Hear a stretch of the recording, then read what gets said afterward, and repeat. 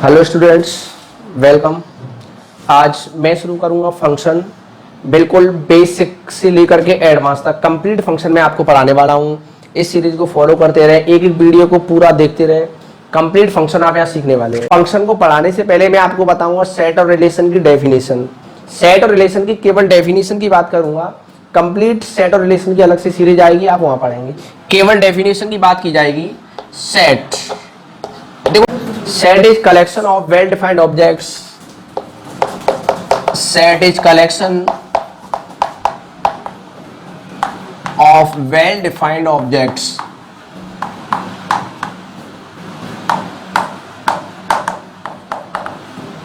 Set क्या है? well defined objects का एक कलेक्शन है। well defined ये हमें समझना है। well defined का मतलब है सुपरिभाषित। well defined का क्या मतलब होता है? सुपरिभाषित। well defined means the definition is exact and from the definition we get always same set।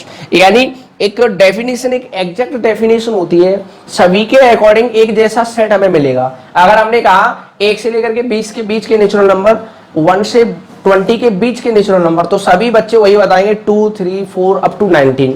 यानी हमने कहा वॉवेल्स ऑफ इंग्लिश अल्फाबेट, तो AEIO, यानी सभी के अकॉर्डिंग सेम निकल के आएगा। हमने कहा वेस्ट क्रिकेटर का सेट, तो ये अलग अलग बच्चे अलग अलग बताएंगे, तो ये सेट नहीं होगा, ये वेल डिफाइंड नहीं है। सेट कैसा होगा? Quantitative, not qualitative. ठीक है, अलग से सीरीज आएगी, पूरा डिटेल से हम वहां पर पढ़ेंगे। मैं ये सीरीज केवल फंक्शन पर फोकस करूंगा, तो केवल फंक्शन की बात चलेगी। तो अब आते हैं रिलेशन। तो अब बात करते हैं हम रिश्ते की। Relation is the rule by which we relate element of one set to the element of other set. Relation is the rule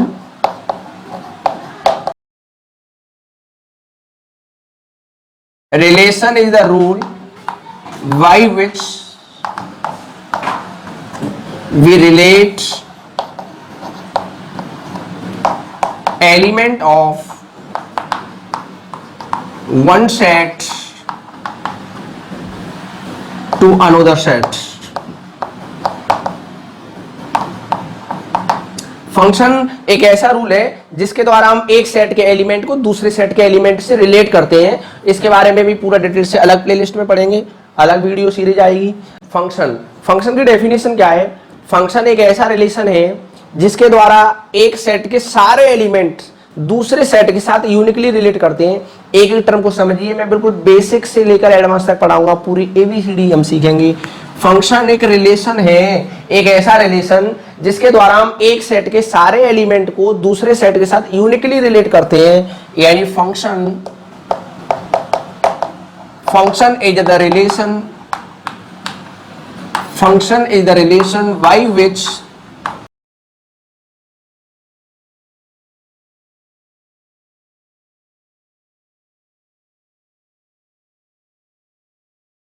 function क्या है? Function is the relation by which we relate every element of set A to unique element of set B. Function की definition अच्छे से समझ लीजिए। Every element और ये क्या है? यूनिक। इन दो को कई बार हाईलाइट कर ले। फंक्शन क्या है? एक ऐसा रिलेशन है जिसके द्वारा हम एक सेट के एलिमेंट को दूसरे सेट के एलिमेंट से यूनिकली रिलेट करते हैं। सेट ए के सारे एलिमेंट को सेट बी के सारे एलिमेंट के साथ रिलेट करेंगे, इसको हम क्या कहते हैं? फंक्शन। कुछ एग्जांपल्स लेता हूं और उससे हम और अच्छे से समझ पाएंगे और फंक्शन की डेफिनेशन की अंडरस्टैंडिंग बढ़िया हो पाएगी। तो देखिएगा इधर सभी बच्चे देखें, ये एक सेट है ए और ये एक सेट है बी, और यहाँ पर दिया है ABC और यहाँ दिया है अल्फा बीटा गामा। एक सेट के सारे एलिमेंट दूसरे सेट के साथ यूनिकली रिलेट करें तो वो फंक्शन होगा। और A से B के लिए फंक्शन डिफाइन किया F। क्या ये फंक्शन है? डेफिनेशन क्या है? Every element of set A, set A के सभी elements, no element should be left in this set. इस सेट में कोई भी एलिमेंट छूटना नहीं चाहिए, हर एलिमेंट रिलेट करेगा, यूनिकली रिलेट करेगा। इस सेट बी के साथ कैसे रिलेट करेगा? यूनिकली रिलेट करेगा। क्या ये फंक्शन है? हाँ, ये फंक्शन है। एक दूसरा देखें, ये सेट ए और ये सेट बी, इसके एलिमेंट क्या है? अल्फा बीटा गामा, और यहां पर कुछ ले लिया ABCD। तो देखिएगा इसको यहां रिलेट कराया, एक एलिमेंट और ले लिया हमने D। क्या ये फंक्शन है? डेफिनेशन देखो, पहले वाले सेट के सारे एलिमेंट रिलेट करेंगे, पहले वाले सेट के सारे एलिमेंट रिलेट करने चाहिए, तो अल्फा भी रिलेट कर रहा है, बीटा भी रिलेट कर रहा है, गामा भी रिलेट कर रहा है। पहली कंडीशन तो सेटिस्फाई हुई। और दूसरी कंडीशन यूनिकली रिलेट करेगा। अल्फा ए से रिलेट करा तो अल्फा और किसी एलिमेंट से रिलेट नहीं कर रहा। बीटा भी यूनिकली रिलेट कर रहा है बी के साथ, और गामा भी यूनिकली रिलेट कर रहा है सी के साथ। ये था एग्जाम्पल 2। एक और एग्जाम्पल लेते हैं बच्चों, देखो ध्यान से। ए बी सी, और यहां लिया मैंने अल्फा बीटा गामा, ये ए है और ये बी है। क्या ये फंक्शन है? ये फंक्शन नहीं है। क्या ये फंक्शन था? हाँ था। ये वाला भी फंक्शन था। ये फंक्शन क्यों नहीं है? देखो डेफिनेशन को अच्छे से समझ लीजिए। पहले सेट के सारे एलिमेंट रिलेट करेंगे, हर एलिमेंट के सामने से लाइन जाएगी, तो आप देख सकते हैं एलिमेंट सी छूट गया। ये फंक्शन क्यों नहीं है? एलिमेंट सी की कोई इमेज नहीं है, यानी एलिमेंट सी रिलेट नहीं कर रहा। पहली वाली कंडीशन सेटिस्फाई नहीं हुई। फंक्शन क्या होगा कि पहले सेट के सारे एलिमेंट रिलेट करेंगे तब ये फंक्शन कहलाएगा। ये फंक्शन नहीं है। आप देखें एक और एग्जांपल लेते हैं।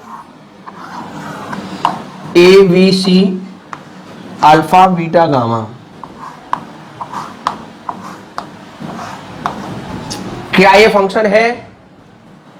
देखो डेफिनेशन चेक करो, ये सेटिस्फाई। दो ही चीजें समझो, पहले वाले सेट के सारे एलिमेंट रिलेट करने चाहिए।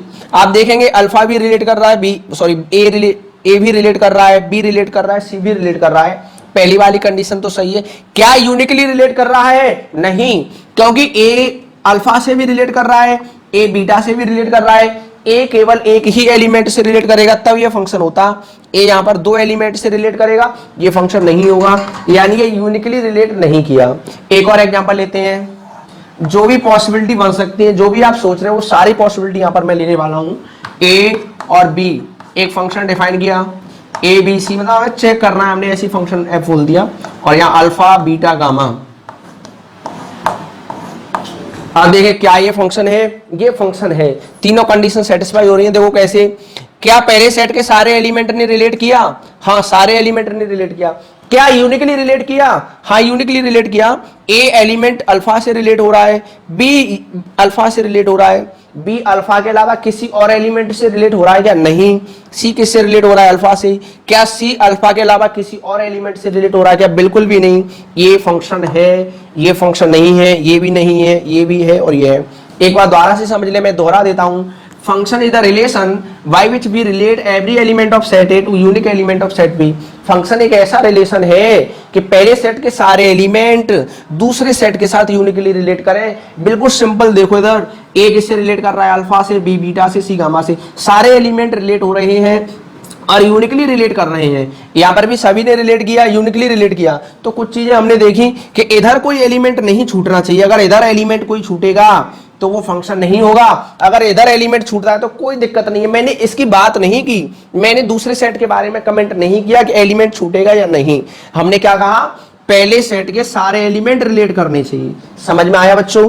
अब देखो यहां पर क्या हुआ कि यूनिकली रिलेट करे, यहां यूनिकली रिलेट नहीं कर रहा। ए अल्फा से भी रिलेट कर रहा है और वही एलिमेंट ए बीटा से भी रिलेट कर रहा है। ये यूनिकली रिलेट नहीं कर रहा है, तो इसलिए फंक्शन नहीं है।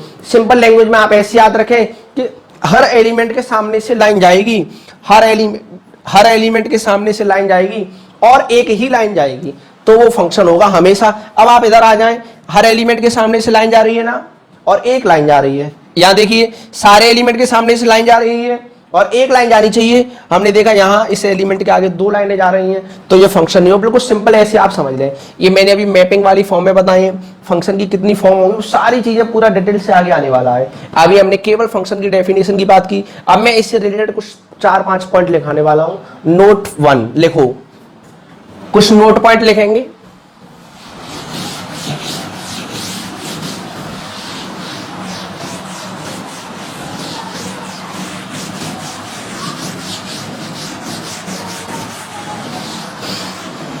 Note 1 function is the relation between two sets। Function क्या होता है? दो सेट के बीच का रिलेशन होता है। Function is the relation between two sets, पहला पॉइंट। अब देखें नोट 2, हमने वो जो दो सेट है वो ए और बी मान लिए, मान लो से ए एंड बी, हमने वो दोनों सेट क्या मान लिए, ए और बी मान लिए। आप देखें नोट 2, फंक्शन को हम इस तरह लिखते हैं, इस तरीके से, इसको क्या पढ़ते हैं, function is defined from A to B, इसको क्या पढ़ेंगे, function F is defined from A to B, जो भी दो सेट के बीच का रिलेशन है तो उसको इस तरह से लिखा जाता है, function is defined from A to B, function set A से सेट बी के लिए डिफाइन किया है। ये जो सेट ए है इसको बोलते हैं डोमेन, और ये जो सेट बी है इसको बोलते हैं कोडोमेन, नॉट रेंज। ये चीज ध्यान रखें, माइंड में बिठा लें, ये जो सेट है उसको रेंज नहीं बोलते हैं। किसी किसी सवाल में कोडोमेन रेंज के बराबर हो सकता है, लेकिन इन जनरल इसको हम रेंज नहीं कह सकते, ठीक है। ये किसी पार्टिकुलर केस में आ सकता है कोडोमेन रेंज के बराबर, इस वाले सेट को बोलते हैं कोडोमेन, इसको बोलते हैं डोमेन, इसको क्या बोलते हैं डोमेन, और इसको क्या बोलते हैं codomain. Set A is called domain of function and set B is called codomain of function। अगर ये इसको हम यहां लिख दें, इसको हम यहां लिख दें, जो भी सेट यहां लिखा होगा उसको डोमेन कहेंगे, जो भी सेट यहां लिखा होगा उसको कोडोमेन कहेंगे। अब देखें नोट 3, नोट 3 में क्या है, अगर कोई फंक्शन इस तरीके से दिया है, इधर ध्यान दें सभी, ये ए बी सी और यहाँ पर अल्फा बीटा गामा, ए अल्फा से रिलेट कर रहा है, बी बीटा से रिलेट कर रहा है, सी गामा से, ये ए सेट ये बी सेट, फंक्शन डिफाइन किया है एफ। तो देखें इधर ए अल्फा से रिलेट कर रहा है, इसका मतलब ये होता है कि ए में इनपुट देने पर हमें अल्फा मिला है। इसका मीनिंग क्या है कि फंक्शन में हमने ए इनपुट दिया तो हमें आउटपुट क्या मिला, अल्फा। फंक्शन में हमने बी इनपुट दिया तो हमें आउटपुट क्या मिला, बीटा। फंक्शन में हमने सी इनपुट दिया तो आउटपुट हमें क्या मिला, गामा। अब देखो ए अल्फा से रिलेट कर रहा है, बी बीटा से रिलेट कर रहा है, सी गामा से रिलेट कर रहा है, तो ए अल्फा से रिलेट कर रहा है, इसका मतलब ऐसे बोलते हैं ए की इमेज क्या है, अल्फा। अल्फा क्या है, ए की इमेज। देखो इधर alpha is the image of A. Alpha क्या है, ये अल्फा क्या है, ए की इमेज है under function, under F, under function F. आप देखें बीटा क्या है, बी की image, beta is image of V under function F. Gamma किसकी इमेज है, सी की, gamma is image of C under F. देखो ए की इमेज अल्फा, बी की इमेज बीटा, सी की इमेज गामा, जो आउटपुट्स हैं उनको हम क्या बोलते हैं, इमेज। और एक और चीज, ये जो ए है बी है सी है, इनको क्या बोलते हैं, प्री इमेज। ए किसकी प्री इमेज है, अल्फा की, ए इज प्री इमेज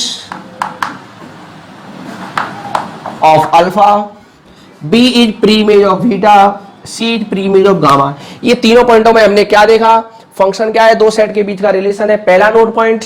दूसरा नोट पॉइंट क्या है, फंक्शन को हम इस तरह लिखते हैं, function is defined from A to B, और ये जो पहला सेट है वो होता है डोमेन, दूसरा सेट कहलाता है कोडोमेन। अब देखें तीसरा नोट पॉइंट हमने क्या बताया कि अगर इस तरह से फंक्शन लिखा हुआ है तो इसका मीनिंग क्या है, पहले तो हमने ये समझाया तीसरे पॉइंट में, ए इनपुट देने पर हमें अल्फा मिला, बी इनपुट देने पर बीटा मिला, सी इनपुट देने पर हमें गामा मिला। और ये क्या है, अल्फा क्या है, ए की image, beta is image of B, gamma is image of C. ये वाले एलिमेंट कहलाते हैं इमेज, और ये वाले एलिमेंट कहलाएंगे इनकी pre image. A is pre image of alpha, B is pre image of beta, C is pre image of gamma.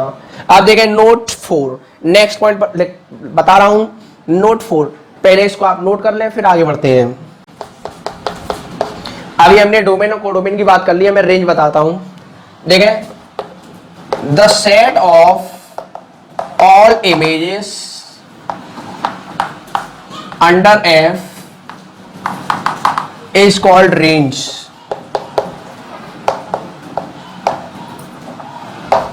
देखें इधर, the set of all images under F is called range. यानी अगर कोई function इस तरीके से दिया है, A B C alpha beta gamma, ये ए है और ये बी है, और हमने एक फंक्शन डिफाइन कर दिया एफ। ए किससे रिलेट कर रहा है, अल्फा से, बी किससे रिलेट कर रहा है, अल्फा से, सी किससे रिलेट कर रहा है, बीटा से।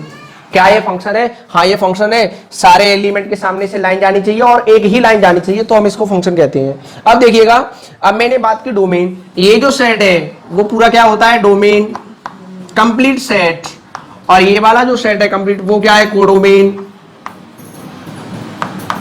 रेंज क्या है, जो इमेजेस का सेट है, ए की इमेज अल्फा, बी की इमेज अल्फा, सी की इमेज बीटा। इमेज तो केवल यही दो एलिमेंट है ना, रेंज में केवल यही दो एलिमेंट आएंगे, रेंज में केवल यही दो एलिमेंट आएंगी, ये है रेंज। अभी आगे जो वीडियो जाने वाली हैं उनमें डोमेन और रेंज निकालने के बहुत सारे मेथड मैं आपको सिखाने वाला हूं। जो भी एग्जाम में डोमेन और रेंज से रिलेटेड क्वेश्चन बन सकता है, सबसे ज्यादा पार्ट डोमेन, रेंज और ग्राफ वाला ही है। फंक्शनों के ग्राफ बनाएंगे, डोमेन रेंज निकालना सिखाएंगे, सबसे ज्यादा पार्ट ये इसी का है। अब देखो एक चीज और ध्यान रखें, रेंज ऐसी आगे भी लिखाया जाएगा, अभी मैं शॉर्ट में बता दे रहा हूं। Range is subset of codomain. Range ये चीज ध्यान रखें, range subset of codomain.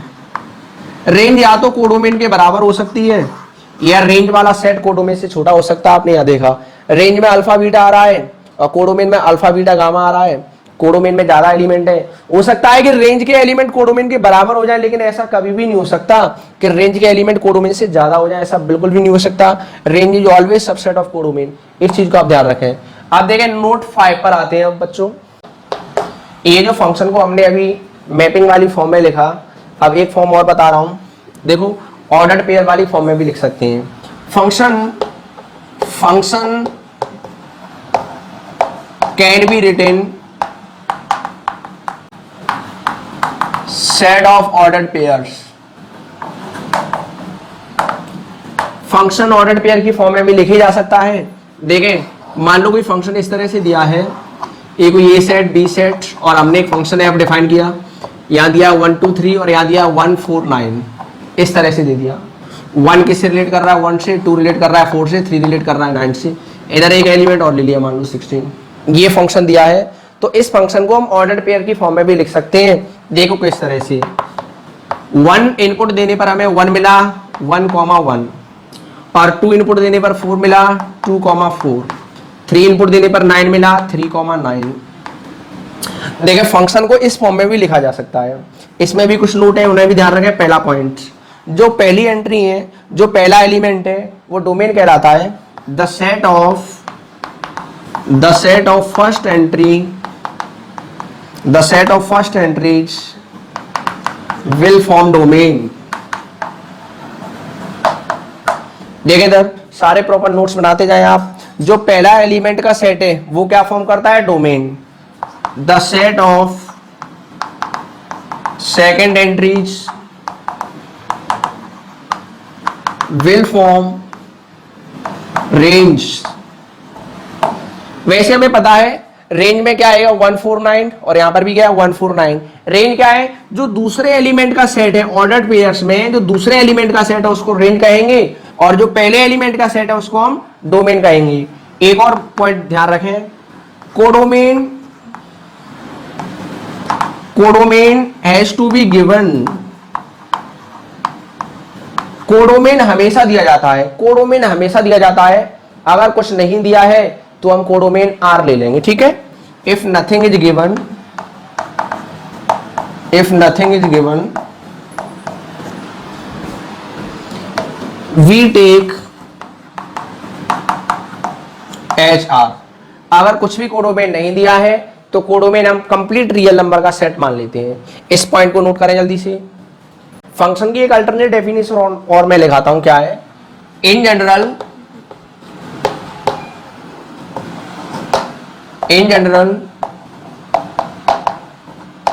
function are given as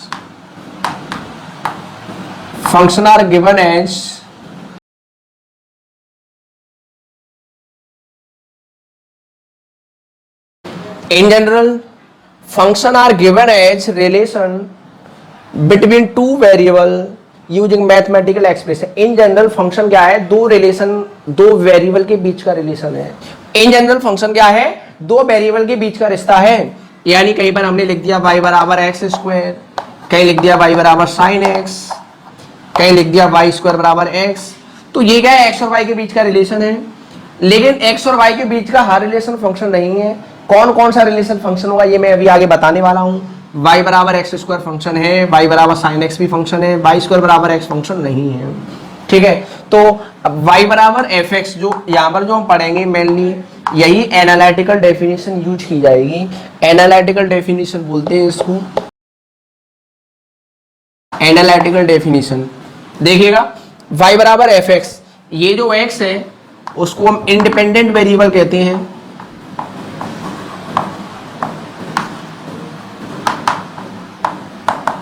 और ये जो y है इसको हम डिपेंडेंट वेरिएबल कहते हैं।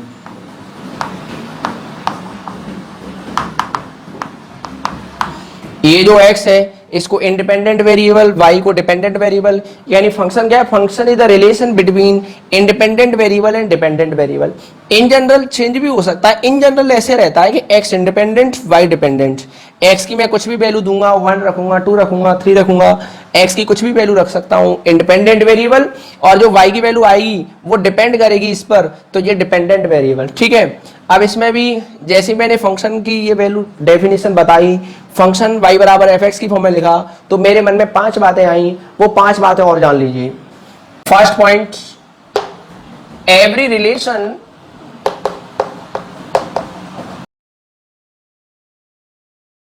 देखिए सर, पहली बात क्या है, every relation between X and Y will not be a function, यानी एक्स और वाई के बीच का हर रिलेशन फंक्शन नहीं होगा। मान लो अभी मैंने लिखा y बराबर एक्स स्क्वायर, ये तो फंक्शन है। अगर मैंने लिखा Y square equals to X, तो ये फंक्शन नहीं है। एक्स और वाई के बीच का हर रिलेशन फंक्शन नहीं है। अब देखें पॉइंट नंबर 2, कौन सा रिलेशन फंक्शन होगा, मैं उसकी बात करूंगा। केवल एक्स और वाई के बीच का वही रिलेशन फंक्शन होगा। पॉइंट नंबर 2, एक्स और वाई के बीच का वही रिलेशन फंक्शन होगा जहां एक एक्स के लिए एक वाई मिले, x की एक वैल्यू रखें तो y की भी एक वैल्यू मिले। अगर मैं यहाँ x की वैल्यू 4 रखूंगा तो y की 2 वैल्यू आएंगी, +2 और -2। अगर मैं x की वैल्यू 4 यहाँ रखूंगा तो y की केवल इकलौती वैल्यू आएगी। यानी x और y के बीच का केवल वही रिलेशन फंक्शन कहलाएगा जहां एक वैल्यू के लिए, x की एक वैल्यू के लिए y की हमें एक ही वैल्यू मिलेगी।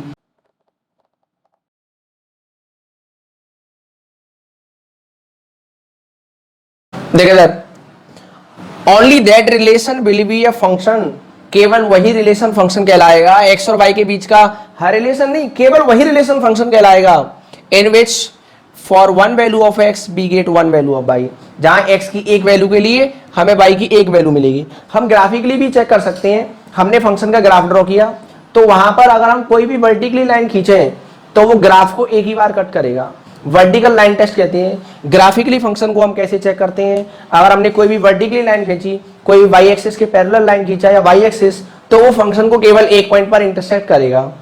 तो देखें इधर, अगर कोई फंक्शन इस तरह से ग्राफ बना हुआ है तो हमने लाइन खींचा, ये केवल एक ही जगह पर इंटरसेक्ट करेंगे। अगर कोई ग्राफ इस तरह से बना हुआ है, इसका ग्राफ ये है, अगर हमने लाइन ये खींचा तो 2 जगह कट कर गया। 2 जगह कट करने का मतलब है x की वैल्यू 4 पर y की वैल्यू 2 भी हो सकती है, y की वैल्यू -2 भी हो सकती है। यानी ये जो पॉइंट निकलेगा वो 4,2 निकलेगा, 4,2 भी सेटिस्फाई करेगा और 4,-2 भी सेटिस्फाई करेगा। देखें, x की एक वैल्यू के लिए y की 2 वैल्यू मिल गई, यहाँ पर x की एक वैल्यू के लिए y की 2 वैल्यू मिलेंगी, तो ये फंक्शन नहीं हो सकता, ये फंक्शन नहीं है और ये फंक्शन है। यानी अगर कोई भी वर्टिकल लाइन हम खींचे तो वो फंक्शन के ग्राफ को केवल एक जगह इंटरसेक्ट करेगा, अगर एक से ज्यादा जगह इंटरसेक्ट करेगा तो वो फंक्शन नहीं होगा। तीसरा पॉइंट यही है। देखें थर्ड पॉइंट,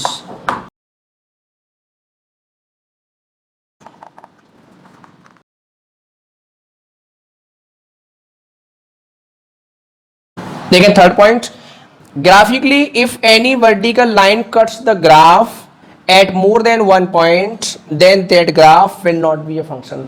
अगर कोई भी वर्टिकल लाइन ग्राफ को एक से ज्यादा पॉइंट पर कट करे तो वो फंक्शन नहीं होगा। अब देखें बाकी के 2 पॉइंट मैं और बताता हूं। अभी जो एनालिटिकल डेफिनेशन मैंने बताई उससे रिलेटेड मैं 5 बातें आपको बता रहा हूं, 3 बातें मैं बता चुका हूं, आप इन्हें नोट कर लीजिए। अब आते हैं 4th और 5th पॉइंट पर। 4th point, domain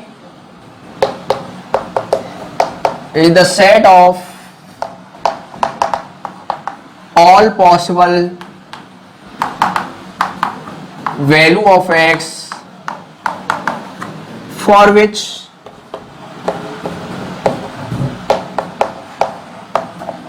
we get real value of y।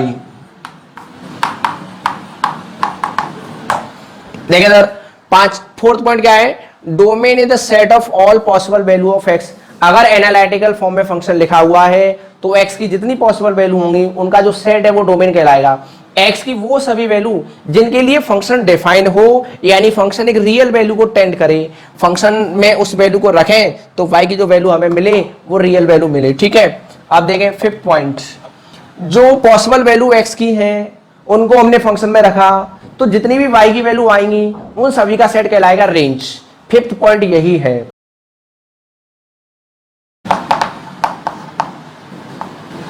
Range is the set of all possible value of y, यानी वाई की जितनी पॉसिबल वैल्यू होंगी, एक्स की जो वैल्यू आएंगी ना उनको रखेंगे तो वाई की जो वैल्यू आएंगी उसको हम रेंज कहते हैं। ये हमने किया फंक्शन की डेफिनेशन का पूरा पोस्टमार्टम। इस वीडियो में हमने केवल फंक्शन की डेफिनेशन डिस्कस की। फंक्शन की डेफिनेशन क्या है, उससे रिलेटेड नोट पॉइंट क्या है। ठीक है, आगे हम बहुत सारी चीजें सीखने वाले हैं। इस सीरीज को फॉलो करते रहें। जो भी बच्चे IIT JEE की तैयारी कर रहे हैं आप उनको शेयर कर दीजिए प्लेलिस्ट। आप जुड़े रहें हमारे साथ में, सोशल लिंक को फॉलो कर लीजिए और इस चैनल को सब्सक्राइब कर लें। जो भी वीडियो आएंगी आपको अपडेट मिलती रहेगी, बेल आइकन भी दबा लें और जो भी बच्चे पढ़ रहे हैं आप उन्हें शेयर कर दीजिए।